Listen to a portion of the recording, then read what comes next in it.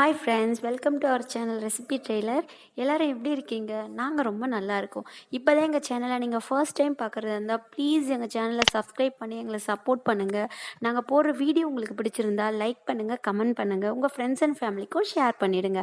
அப்படியே மறக்காமல் இந்த பெல் ஐக்கானையும் கிளிக் பண்ணிடுங்க. அப்போ தான் நாங்கள் போடுற வீடியோவோட நோட்டிஃபிகேஷன் உங்களுக்கு வரும். எங்கள் வீடியோவை தொடர்ந்து பார்க்கலாம். வாங்க ஃப்ரெண்ட்ஸ், வீடியோக்குள்ளே போகலாம். நம்ம இன்றைக்கி செய்ய போகிற தீபாவளி ரெசிபி காரா பூந்தி. அதுக்கு கடலை மாவு 1 கப் எடுத்து வச்சுருக்கேன், 1/4 கப் அரிசி மாவு எடுத்து வச்சுருக்கேன், பெருங்காயத்தூள், உப்பு தேவையான அளவு, காரப்பொடி, தனி மிளகாத்தூளும் கொஞ்சம் பேக்கிங் சோடா, அப்புறம் அதை மிக்ஸ் பண்ணுறது கொஞ்சம் தண்ணி. ஃபஸ்ட்டு நம்ம எடுத்து வச்சுருக்க கடலை மாவு இதில் போட்டுடலாம்.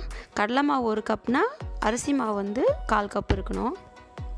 நான் கடையில் வாங்கின அரிசி மாவு தான் யூஸ் பண்ணியிருக்கேன். அப்புறம் அரிசி மாவு போட்டுக்கலாம். காரா பூந்திக்கு தேவையான அளவு உப்பு, தேவையான அளவு கொஞ்சம் பெருங்காயத்தூள், ஒரு 1/2 ஸ்பூன் போட்டிருக்கேன் பெருங்காயத்தூள், ஒரு 1/2 ஸ்பூன் தனி மிளகாத்தூள், பேக்கிங் சோடா ஒரு 1/4 டீஸ்பூன் போட்டிருக்கேன். கொஞ்சம் ஃப்ளஃபியாக வரும்ல, அதுக்காக. இப்போ ஃபஸ்ட்டு எல்லாத்தையும் நம்ம நல்லா மிக்ஸ் பண்ணிடலாம். காரா பூந்தி வீட்டில் செஞ்சு சாப்பிட்டு பாருங்கள், செம்ம டேஸ்ட்டாக இருக்கும். இது செய்கிறதுக்கே ஒரு 10 நிமிஷம் தான் ஆகும். தண்ணி ஊற்றி நல்லா மிக்ஸ் பண்ணிடுவோம். இந்த பக்குவத்தில் இருக்கணும். மாவு திக்காவோ தின்னாவோ இருக்கக்கூடாது. நான் இதை கலக்கும் போதே எண்ணெயை காய வச்சுருக்கேன், நேரம் காஞ்சிருக்கும். இப்போது இதில் பொரிச்சு எடுத்துடலாம். நான் வந்து ஸ்வீட் பூந்தி செய்யும்போது தேய்க்க வேண்டாம், அந்த மாதிரி குண்டு குண்டாக வர்றதுக்காகன்னு சொல்லியிருப்பேன். அது மாதிரி இதில் வந்து தேய்ச்சி விடலாம். ஏன்னா இது கார பூந்தி தான், அது ஷேப் இல்லைனாலுமே நல்லா தான் இருக்கும். ஏன்னா நம்ம நல்லா கிறிஸ்பியாக தான் பொரித்து எடுக்கணும். இது அந்த பூந்தி வந்து ரொம்ப சாஃப்டாக பொரிக்கணும்னு சொல்லியிருந்தேன். ஏன்னா நம்ம சக்கரை பாகில் ஊற வைப்போம். இது நல்லா மொறுமொறுன்னு வரணும் இல்லையா, அதனால் நீங்கள் தேய்ச்சே பண்ணலாம். இதுக்கு ஷேப்லாம் ஒன்றும் ரொம்ப டேமேஜ்லாம் ஆகாது, குண்டு குண்டாக தான் வரும். நல்லா எண்ணெய் வந்து நல்லா சூடாக இருக்கிற மாதிரி பார்த்துக்கோங்க. அப்போ நல்லா சீக்கிரமாகவும் பொரிஞ்சு வந்துடும், நல்லா ஷேப்பும் நல்லா வரும் நம்மளுக்கு.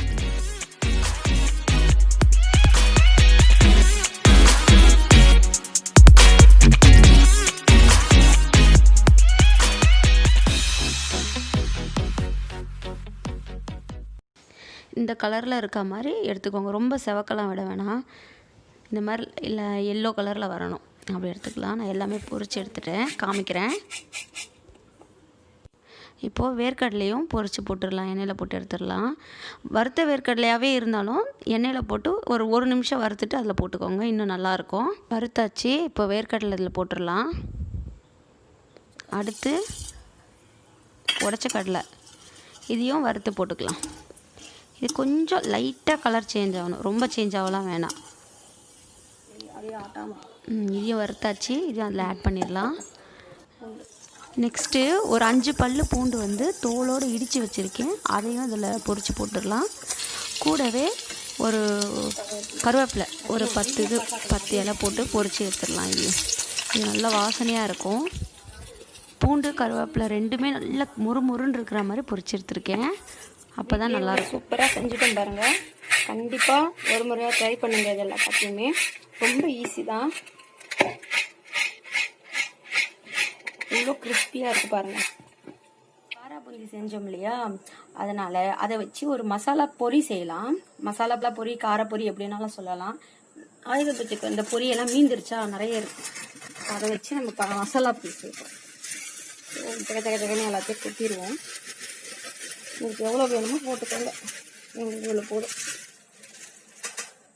அப்புறம் நம்ம சூப்பராக செஞ்சு வச்சோம் இல்லையா அந்த காரா பூந்தி, எவ்வளோ வேணுமோ போட்டுக்கலாம். இதுலேயே வேர்க்கடலை எல்லாமே இருக்குது, வேர்க்கடலை உடச்ச கடலை இதெல்லாம், அதனால் நான் எதுவும் போடலை.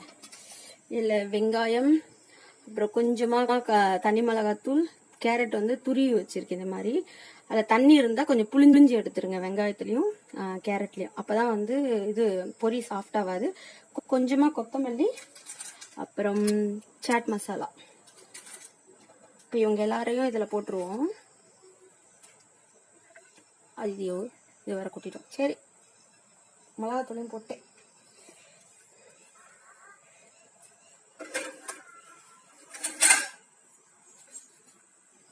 இதில் கொஞ்சமாக தேங்காய் எண்ணெய், அதெல்லாம் ஒட்டணும் இல்லையா, அதுக்காக.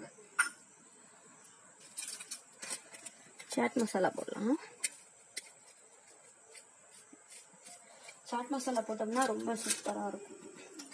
ஓகே, அப்படியே டாஸ் பண்ணிடுவோம்.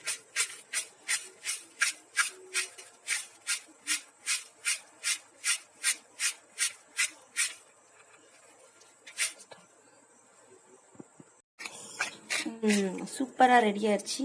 எவ்வளோ கலர்ஃபுல்லாக இருக்குது பாருங்க. அதுவும் நம்மளே செஞ்ச காரா பூந்தி.